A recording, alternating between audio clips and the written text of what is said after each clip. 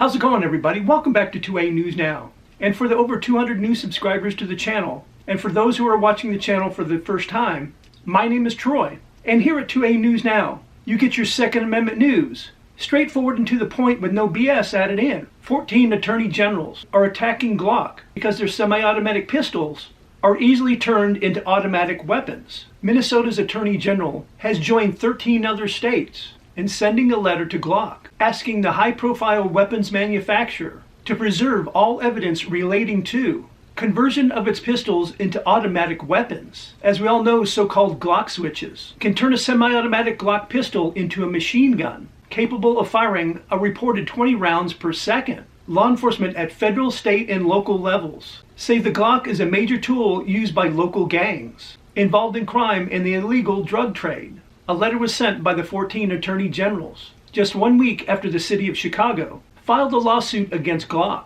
alleging the manufacturer knows the design of its handgun makes it easy to convert and has refused to make meaningful design changes. To fix the problem, the city of Chicago is seeking a counter order requiring Glock to end sales of these easily converted pistols to Chicago civilians and to put in place reasonable controls, safeguards, and procedures to prevent their unlawful possession, use, and sale. The letter sent to Glock by the 14 attorney generals says if true, Chicago's allegations may also involve violations of other state laws, and they will not hesitate to enforce their laws if violated, in what could be a precursor to legal action. And we know that's exactly what they want to do, is sue Glock.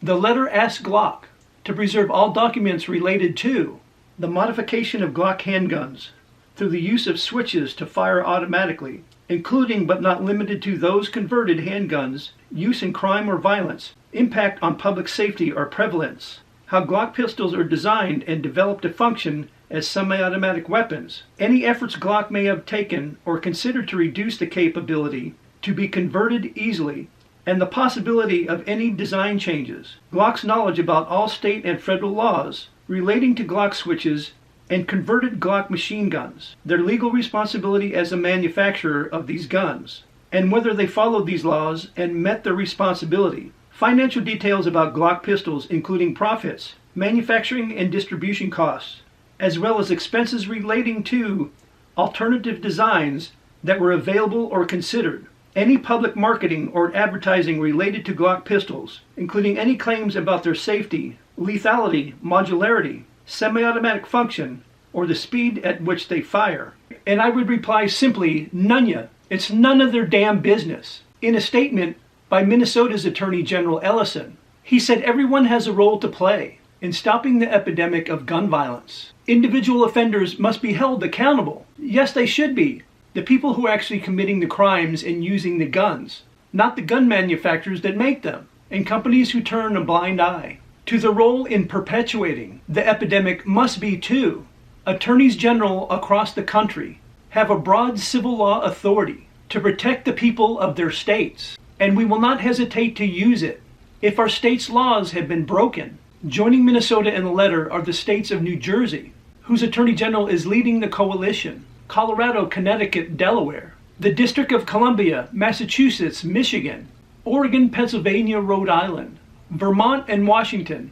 And of course, there's no surprise there. I mentioned in the letter that the attorneys general sent to Glock. They asked for financial details of Glock pistols, including the profits. And that just goes to show you they're not interested in fixing anything on a Glock pistol. If the federal government and state governments can't pass laws to ban certain firearms, they will go after the manufacturers themselves and try to sue them into non-existence, to put them out of business. And they've done this to smaller businesses and have succeeded. But Glock is a big manufacturer and a big player in the gun industry, so they definitely got the money to fight this. But at what cost? Which would most likely be millions and millions of dollars in attorney fees. And if Glock all of a sudden came up with a fix to stop these pistols being easily converted to automatic, there's always another person that will find a workaround and invent something else to make it so the new pistols can be easily converted. And then it's just a vicious cycle of them being sued over and over again and having to pay millions and millions of dollars in attorney's fees. And if a judge rules in these states' favors, the judge can then rule that Glock would have to pay tens, if not hundreds of $1 million to those states. And like I said at the beginning, They just want to sue these gun manufacturers into non-existence. And if it does go to a trial, hopefully they'll get a judge that can see the writing on the wall and not let this happen. Let me know your thoughts in the comment section. Do you believe that's what they're trying to do, sue Glock into non-existence? And as always, I appreciate all the new subscribers to the channel. Welcome aboard. And also I appreciate everybody's support with the channel. You guys are always crushing it by liking, sharing, and subscribing and hitting those post notifications, as well as leaving comments.